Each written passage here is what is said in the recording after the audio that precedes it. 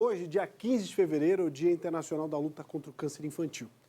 De acordo com o Instituto Nacional de Câncer, a doença atinge por ano mais de 8 mil crianças em todo o país. Karina Copo vai trazer mais informações para a gente. Está ao vivo aqui na tela do Balanço Geral. Oi, Karina. Pois é, Polito, nesse Dia Internacional é o dia para chamar a atenção para a prevenção ao câncer infantil, porque, segundo dados do INCA, o câncer é a doença que mais mata crianças e adolescentes de 1 a 19 anos aqui no país. Por isso, esse alerta para a importância do diagnóstico precoce. Aqui comigo, doutora Imaruí Costa, oncologista aqui do Hospital Infantil Joana de Gozmão.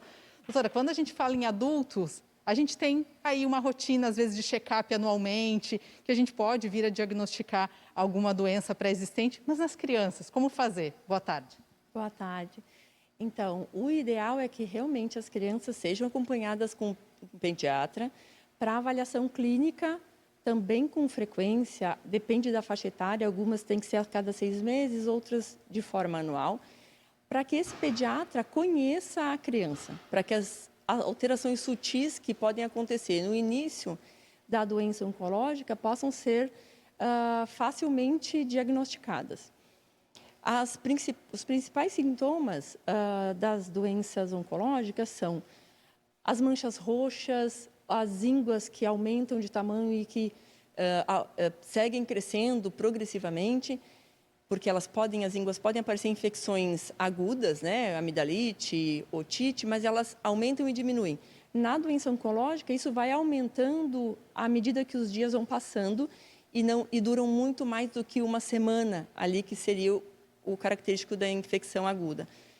E aumentos de volume dos membros, no caso de tumores musculares ou ósseos, alteração de equilíbrio ou de motricidade na movimentação da criança, o caminhar que está um pouquinho diferente do que era o normal para a faixa etária, são características de pacientes com tumor em sistema nervoso central.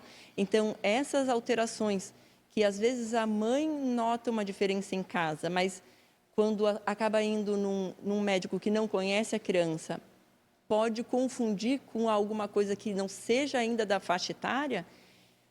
Quem já conhece a criança é muito mais fácil de fazer o diagnóstico. Então, por isso, o acompanhamento clínico com frequência é a principal arma que a gente tem para o diagnóstico precoce.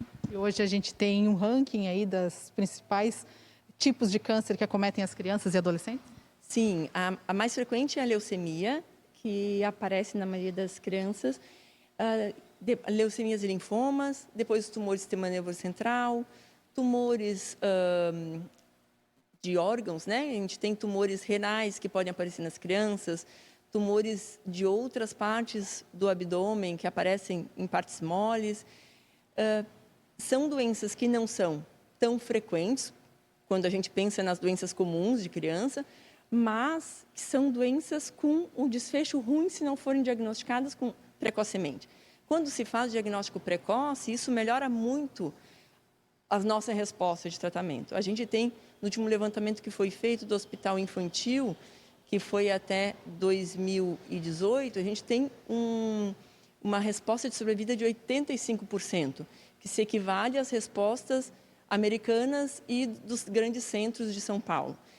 O diagnóstico precoce é o que tem feito essas crianças terem uma resposta boa. Por isso, desse olhar atento dos pais e aí a procura rápida a esse profissional para que a gente possa começar esse tratamento o quanto antes e ter sucesso nesse tratamento, que a gente sabe que às vezes pode ser bastante doloroso, mas que pode ser encurtado aí se ele começar o quanto antes, né? Exatamente, isso é o mais importante. Perfeito, doutora. Obrigada pelas informações.